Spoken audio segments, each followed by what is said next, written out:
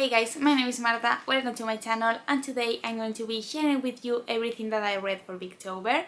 I am going to start with the novels, then I will briefly talk about the few short stories that I read, then I will move on to the plays, then to the poetry, and I will end the video speaking about the only piece of non-fiction that I read.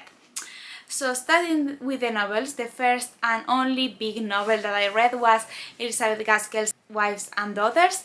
This was, I believe, Elizabeth Gaskell's last work, and you can tell that it's one of her best. We follow Molly, whose recently widowed father marries this other woman who also has a child named Cynthia, who becomes Molly's stepsister.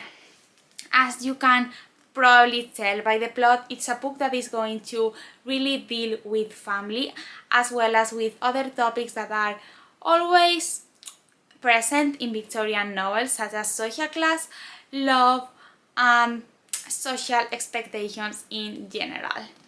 It's a book that, as the title suggests, depicts the different types of relationships that can exist between older generations, such as the parents, and younger generations, such as the children.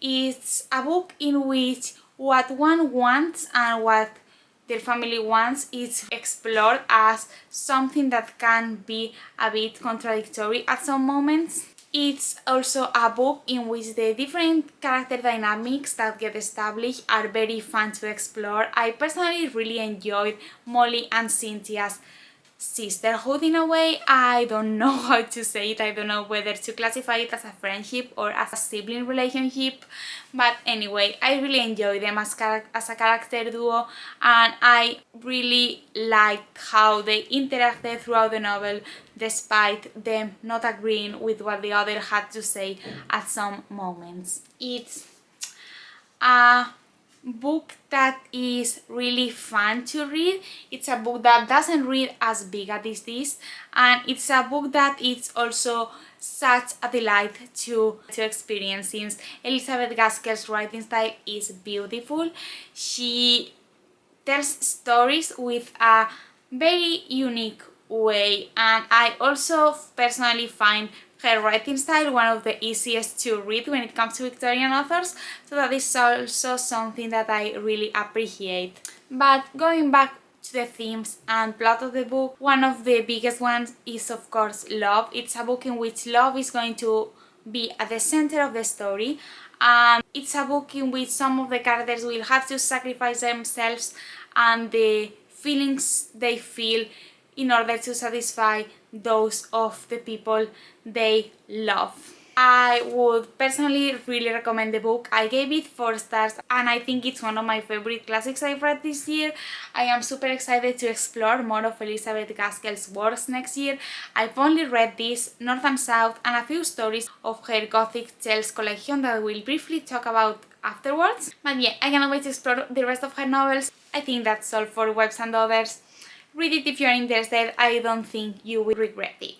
Next, I read George Eliot's Silas Marner. This is George Eliot's shortest work, I believe, and it tells the story of Silas Marner, who's this very awkward man who had to move from his city after being accused of committing a little crime.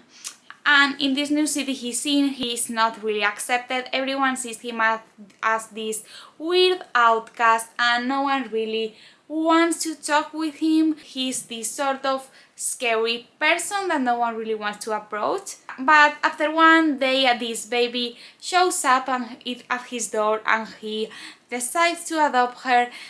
The people that inhabit his town will start seeing him as someone who might not be the person they thought he was. It's a very interesting little piece that really explores family and conventional families in a way, and you could also say that it's a book about redemption, since this character starts to be perceived as someone who's not a criminal as the story advances. It's also a book that explores money and what one is willing to do for money. It's overall, I would say this very small piece of fiction that encompasses a lot of themes that are present in other Victorian works in a few pages. And it's also a book that really criticizes how small towns create rumors and how in these small towns different relationships are established. It's also a book that is going to briefly discuss egoism and what some people are willing to do for themselves and for their own good. I would say that it's one that you can start with if you are looking to read some George Eliot. This was my first ever George Eliot and I personally really enjoyed it. I really like her writing style. I really like how she crafted these characters and how in just barely 200 pages you manage to get a taste of who they are. So I am super excited to read her other works, especially Middlemarch, since it's her most well-known novel. I gave this little one 3.5 stars and I cannot wait to read more from George Eliot. And last two little prose works that I read are two spooky ones that I read yesterday for a little Halloween 24 hours Victorian readathon that I was going to blog but didn't because I cannot blog basically. But yeah, the first one was J. Sheridan Le Fanu's Carmilla, the famous sapphic vampire story that preceded Dracula and that lots of people love. Personally, I didn't really vibe with it. I gave it 3.5 stars and even though I have to agree that it's a very important piece of work, that it's very original and that it set up the different tropes that we now see in vampire fiction, I still found that there was something missing from it. I did really enjoy the gothic atmosphere. I also really liked the sapphic relationship that happens between our two main characters, Laura and Carmilla, but still I found that everything happened way too fast. I also found the book to be a little repetitive, so I sadly couldn't give it more than 3.5 stars. But still, overall, an enjoyable work and one that I recommend if you like vampire stories because it's a fundamental text and if you like vampire fiction, you will most likely enjoy it. And the other little short work that I read was The Island of Dr Muro by H.G. Wells. I actually didn't read most of it. I listened to the audiobook, a magnificent audiobook that I found on Scribd. I will put here the name of the narrator because I adored it as an audiobook. I am not usually someone who enjoys listening to books, but with this one I did and I enjoyed more the 100 pages that I listened to than the last 30 that I physically read. But anyway, moving on to the actual book. This is a book about a man who survives a shipwreck and who gets saved by this weird pair of people, Dr. Muro and his assistant Montgomery, who drive him to their island. And in this very weird island, our main character will soon realize that Dr. Muro is some sort of mad, weird scientist who's doing experiments on animals in order to try to humanize them. It's a book that explores science and what one is willing to do in order to succeed. It's a book about ambition. It's a book about scientific developments and their dangers. It's a very interesting short piece that really explores humanity and the limits between humanity and monstrosity, not only in terms of the little creatures that Dr. Muro creates, but also in terms of him as a character. It's a book that it's good, but that I couldn't help but compare with Frankenstein, and in my opinion nothing can top Frankenstein. So even though I enjoyed it, especially because of the audiobook, I couldn't give it more than 4 stars. And I also think that my rating was probably influenced by the experience listening to the audiobook because, as I said, the narrator was fantastic. He put up different voices for the different characters.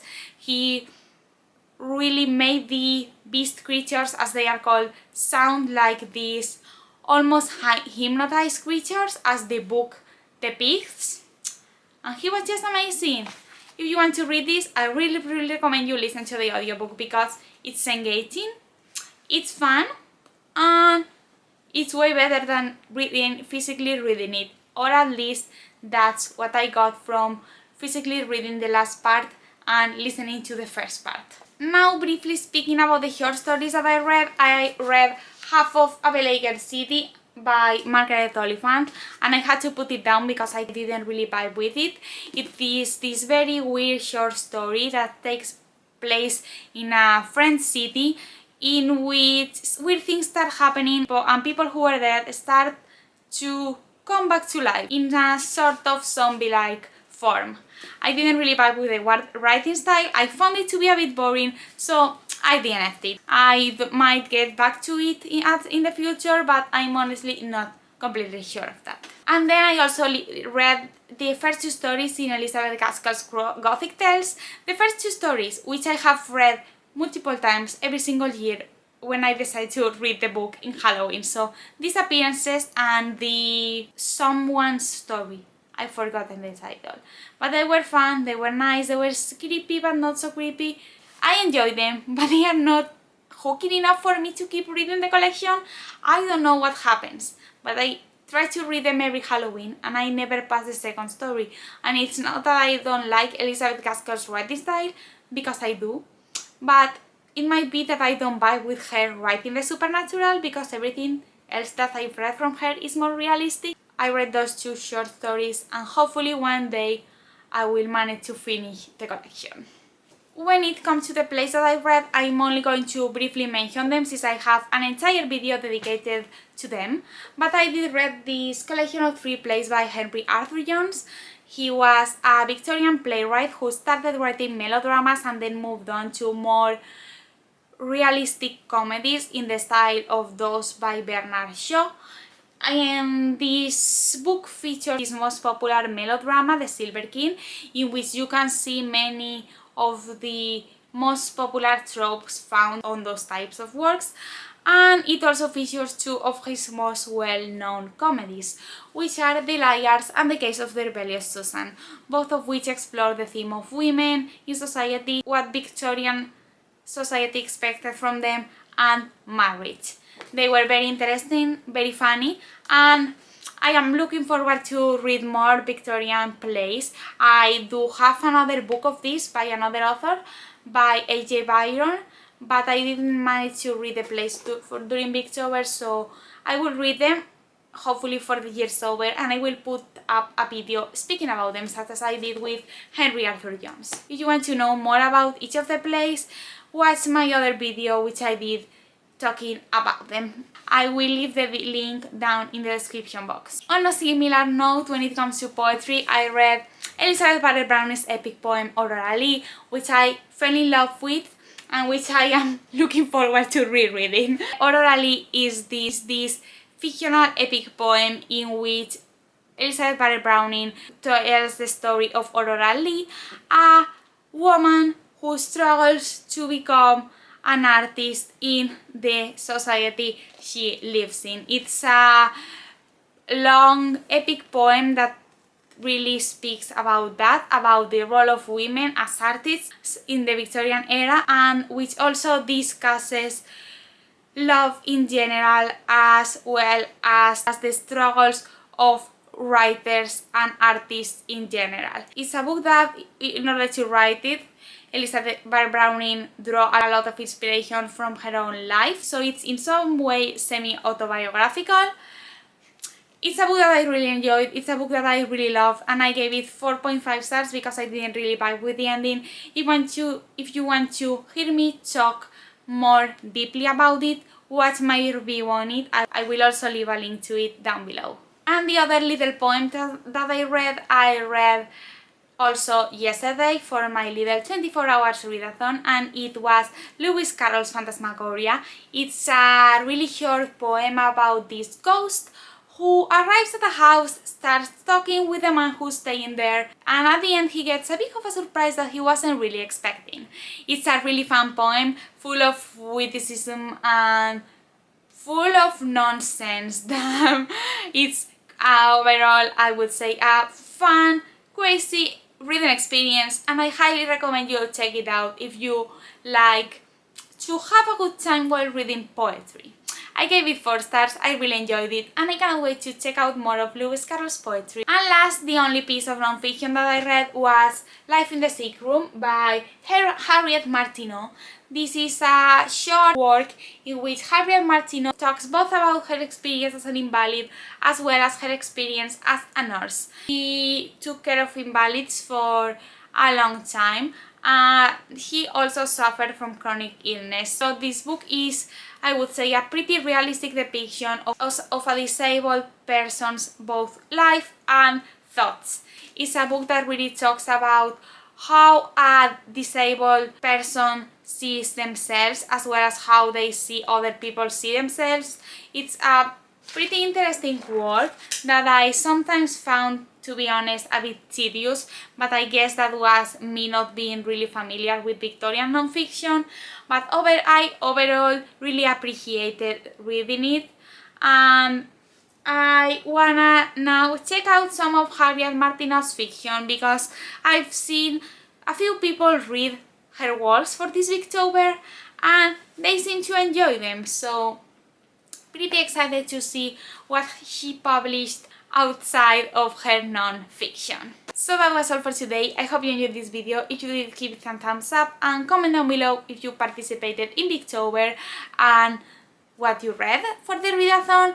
Also comment down below if you read any of these books and what are your thoughts of them. Subscribe to my channel when you see more from me. Give this video a like if you enjoyed it, and I hope you guys are amazing, and I will see you in my next video. Bye!